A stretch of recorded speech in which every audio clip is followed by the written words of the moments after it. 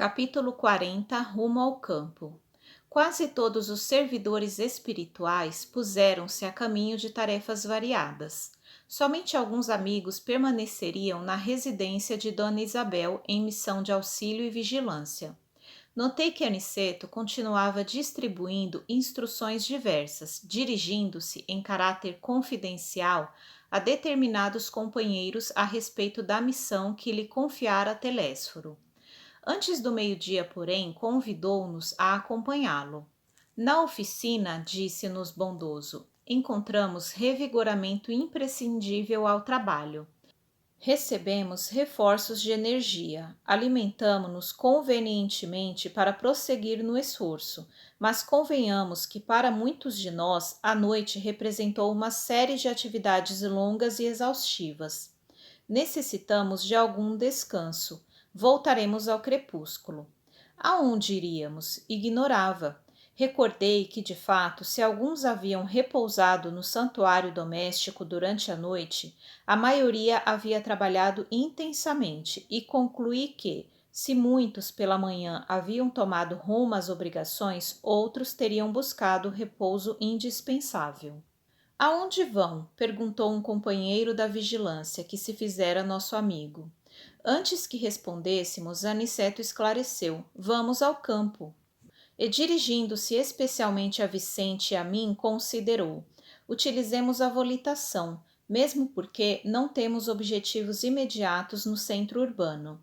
Notei que movimentava agora minhas faculdades volitantes com facilidade crescente. A excursão educativa com escala pelo posto de socorro de Campo da Paz fizera-me grande bem. Melhorara em adestramento, sentia-me fortalecido ante as vibrações de ordem inferior, mobilizava os recursos próprios sem dificuldade. Reparei igualmente que minhas possibilidades visuais cresciam sensivelmente. Volitando, não observara até então o que agora verificava extremamente surpreendido. Dantes via somente os homens, os animais, veículos e edifícios chumbados ao solo. Agora a visão dilatava-se. Reconhecia de longe o peso considerável do ar que se agarrava à superfície. Tive a impressão de que nadávamos em alta zona do mar de oxigênio, vendo embaixo, em águas turvas, enorme quantidade de irmãos nossos a se arrastarem pesadamente, metidos em escafandros muito densos, no fundo lodoso do oceano. Estão vendo aquelas manchas escuras na via pública? Indagava nosso orientador, percebendo-nos a estranheza e o desejo de aprender cada vez mais. Como não soubéssemos definir com exatidão, prosseguia explicando. São nuvens de bactérias variadas. Flutuam quase sempre também em grupos compactos, obedecendo ao princípio das afinidades. Reparem aqueles arabescos de sombra. Indicava-nos certos edifícios e certas regiões citadinas. Observem os grandes núcleos pardacentos ou completamente obscuros. São zonas de matéria mental inferior, matéria que é expelida incessantemente por certa classe de pessoas. Se demorarmos em nossas investigações, veremos igualmente os monstros que se arrastam nos passos das criaturas, atraídos por elas mesmas. Imprimindo grave inflexão às palavras, considerou: tanto assalta o homem a nuvem de bactérias destruidoras da vida física, quanto as formas caprichosas das sombras que ameaçam o equilíbrio mental. Como veem, o orai e vigiai do Evangelho tem profunda importância em qualquer situação e a qualquer tempo.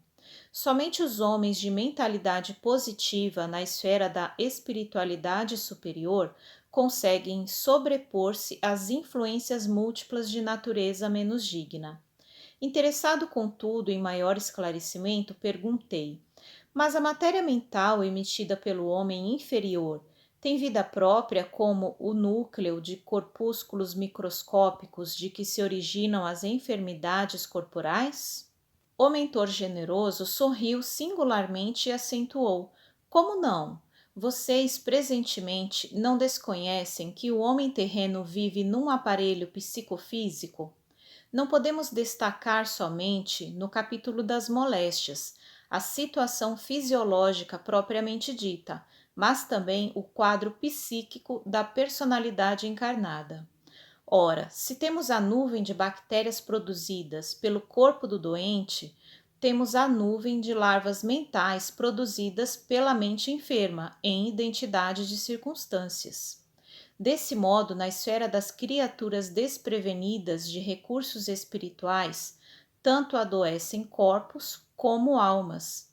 No futuro, por esse mesmo motivo, a medicina da alma absorverá a medicina do corpo. Poderemos, na atualidade da Terra, fornecer tratamento ao organismo de carne. Semelhante tarefa dignifica a missão do consolo, da instrução e do alívio. Mas, no que concerne à cura real, somos forçados a reconhecer que esta pertence exclusivamente ao homem espírito. Deus meu, exclamou Vicente espantado, a que perigos está submetido o homem comum? Por isso, tornou Aniceto cuidadoso, a existência terrestre é uma gloriosa oportunidade para os que se interessam pelo conhecimento e elevação de si mesmos. E por esta mesma razão, ensinamos a necessidade da fé religiosa entre as criaturas humanas. Desenvolvendo essa campanha, não pretendemos intensificar as paixões nefastas do sectarismo, mas criar um estado positivo de confiança, otimismo e ânimo sadio na mente de cada companheiro encarnado.